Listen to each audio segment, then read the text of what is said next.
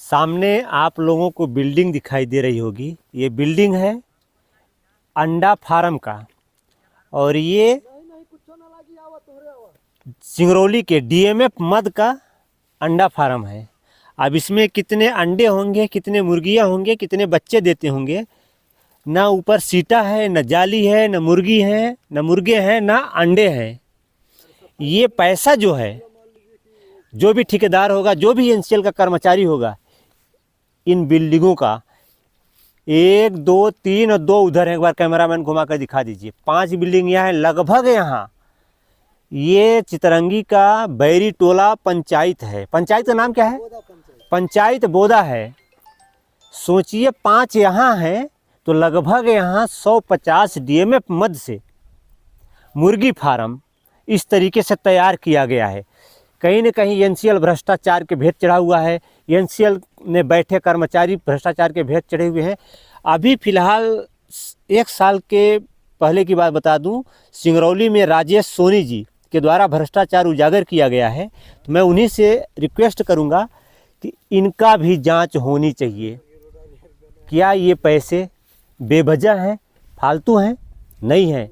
ये कहीं न कहीं हम सब का, गरीबों का 1-1 रुपये खून पसीने कमाई, जब हम लोग टैक्स भरते हैं, कहीं न कहीं एनसीएल को मिलता होगा, कोयले से मिलता होगा, हीरे से मिलता होगा, सोने चांदी से मिलता होगा, लेकिन वो भी पैसा हम लोगों का है। फिर क्यों ये रेडी नहीं हुआ? अगर ये रेडी होता, जिसके भी ज़मीन में है ये, उसके ज़मीन को अधिग्रहण किया गया एनसीएल के द्वारा।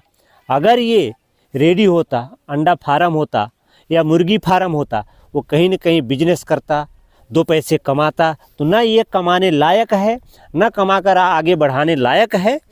ये सिर्फ और सिर्फ पैसे कमाने लायक, किसके लिए? ठेकेदार और एनसीएल में बैठे भ्रष्ट अधिकारियों का ये सबसे बड़ा खेला है। जांच होनी चाहिए, तत्काल होनी चाहिए, ताकि इन सब का सही से मेंटेनेंस हो, अंडा फार्म खोला जाए। क्योंकि इन गरीबों का ज़मीन होगा, ये चारों तरफ से जंगल से घिरा हुआ है। ये अगर जिसका भी ज़मीन होगा, हम कहते 2 भी डिसमिल फंसा है, अगर 2 डिसमिल अगर वो जुताई बुआई करता तो 10 किलो 20 किलो अनाज होता, अपने बच्चों का पेट पालता वो। लेकिन जिसका भी ज़मीन है, मुझे पता कुछ लोग आ रहे हैं, शायद आप लोगों का ज़मीन है ये। आइए आइए, ये इसको कौन बनवाया है? ठेकेदार कौन है इसका? आइए, आप आइए ना, आप आइए ना, थोड़ा सामने आइए, सामने आइए आप लोग, आइए सामने आ जाइए। इसको कौन बनवा रहा था? ठेकेदार का नाम मालूम है आप लोगों को? प्रधान पूरा नाम क्या है उनका? प्रधान जायसवाल।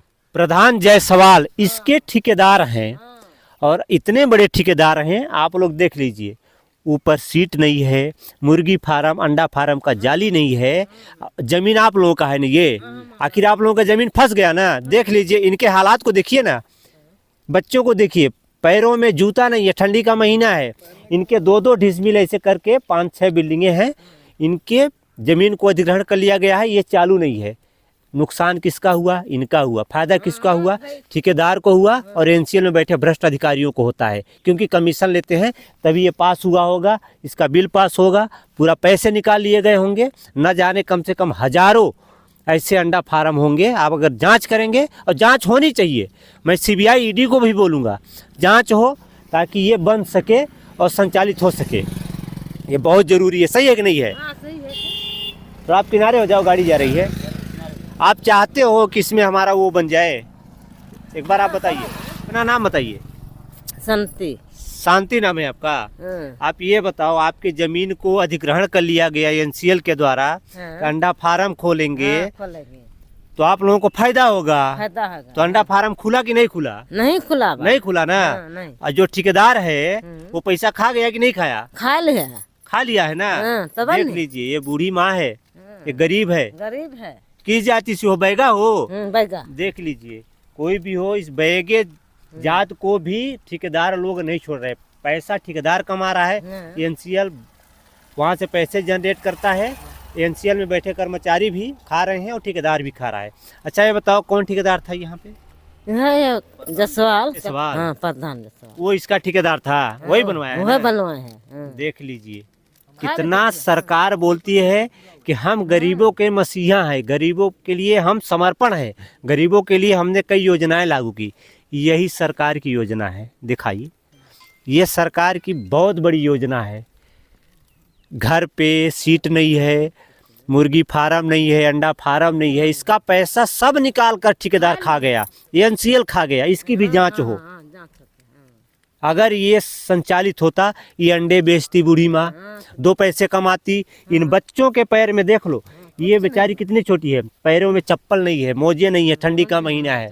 मैं सरकार भी होश में आए, ऐसे ठेकेदारों को जेल होना चाहिए, कार्यवाही हो, जांच हो, क्योंकि इन गरीबों का पैसा, हम सबका पैसा इसमें लगा होगा कि ये गरीब बूढ़ी माँ कमाएगी, आगे बढ़ेगी, अपने नाती पोतों के लिए कुछ खरीदेगी। आज इसके सर पे टोपी नहीं, छोटी सी बच्ची है। सरकार बार बार कहती है हम गरीबों के मसीहा। आप नहीं हो गरीबों के मसीहा। हम लोग इतना कवरेज करते हैं, उबड़ खाबड़ रोड में जाकर दिखा रहे हैं, तो कार्यवाही करिए, फिर कार्यवाही होना चाहिए ना। आप लोग कमेंट करिए और शेयर करिए इसको, ताकि ऐसे भ्रष्टाचार कर्मचारियों के ऊपर और ठेकेदार के ऊपर कार्यवाही हो सके। जय हिंद।